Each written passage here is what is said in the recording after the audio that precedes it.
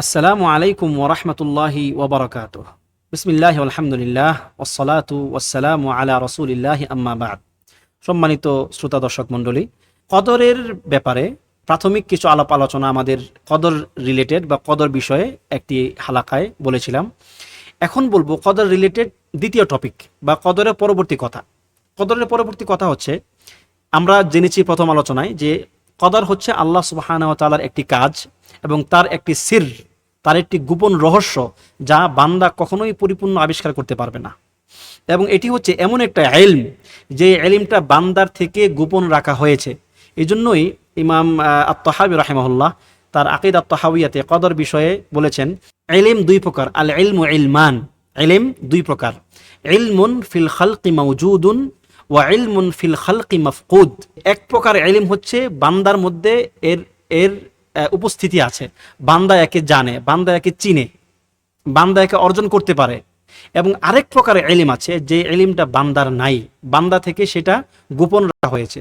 সুতরাং যে ব্যক্তি ইলম মাফকুদ, যে ইলম তার থেকে গোপন রাখা হয়েছে, ওই ইলম খুঁজতে যাবে, ওই ইলমের পিছনে পড়বে, সে দিক ভ্রান্ত হয়ে যাবে, সে পথভ্রষ্ট হয়ে যাবে।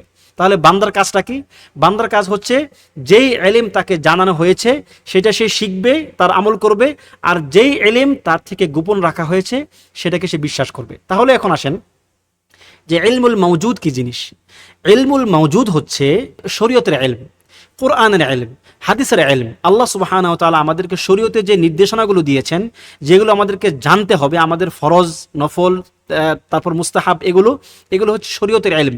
কোন কোন কাজ থেকে আমাদেরকে বিরত থাকতে হবে, কোন কোন কাজ করা যাবে না, তার হারামের ব্যাপারগুলো কি আছে না আছে, তো এগুলো হচ্ছে শরীয়তের ইলম। এই শরীয়তের ইলম হচ্ছে ইলমুল মাওজুদ, যেটা আমরা অর্জন করতে পারবো এবং আমাদের অর্জন করা উচিত। আর ইলমুল মাফকুদ কি জিনিস?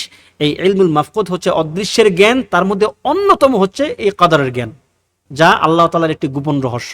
এই কদরের মধ্যে যদি কেউ ডুবে যায়, যদি এই কদরের রহস্য উদ্ঘাটন করতে যায়, সে এমন এক অন্ধকারের মধ্যে হারিয়ে যাবে যে অন্ধকার থেকে সে কখনোই বের হতে পারবে না, কারণ এর রহস্য সে ভেদ করতে পারবে না। আল্লাহ তাআলা তাকে সেই জ্ঞান দেনই নেই।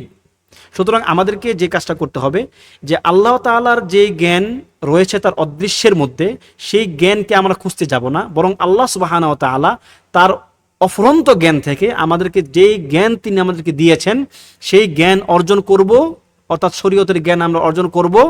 এই শরীয়তের জ্ঞান অর্জন করার মাধ্যমে আল্লাহ তাআলার সন্তুষ্টি হাসিল করব। এই জন্যই একটা কায়দা আছে, সেই কায়দা হচ্ছে যে আমরা নুমিনু ওয়া না'মালু বিল ইলমিল মাওজুদ, যেই জ্ঞানটা আমাদের কাছে আছে সেই জ্ঞান অনুযায়ী আমরা ঈমান আনবো এবং তার অনুযায়ী আমল করব। ওয়া নাকিলু, এবং আমরা হস্তান্তর করে দেব বা সমর্পণ করে দেব আল ইলমাল মাফকুদা ইলা আলিমিহি, যে ইলমুল মাফকুদ বা যে ইলমটা আমাদের থেকে তিরোহিত করা হয়েছে বা আমাদের থেকে গোপন রাখা হয়েছে, ওই ইলমটা আমরা ওই ইলমের যিনি আলেম অর্থাৎ আল্লাহ সুবহানাহু ওয়া তাআলা, আমরা তার দিকে সমর্পণ করব। তাহলে এভাবেই আমরা মূলত অদৃশ্যের ব্যাপারের মধ্যে ঢুকে পথভ্রষ্ট হওয়া থেকে বেঁচে থাকতে পারবো। আল্লাহ সুবহানাহু ওয়া তাআলা আমাদেরকে সেই তৌফিক দান করুন। আমিন। ওয়া সাল্লাল্লাহু ওয়া সাল্লামা আলা নাবিয়িনা মুহাম্মদ ওয়া আলা আলিহি ওয়া সাহবিহি আজমাইন। ওয়াসসালামু আলাইকুম ওয়া রাহমাতুল্লাহি ওয়া বারাকাতুহু।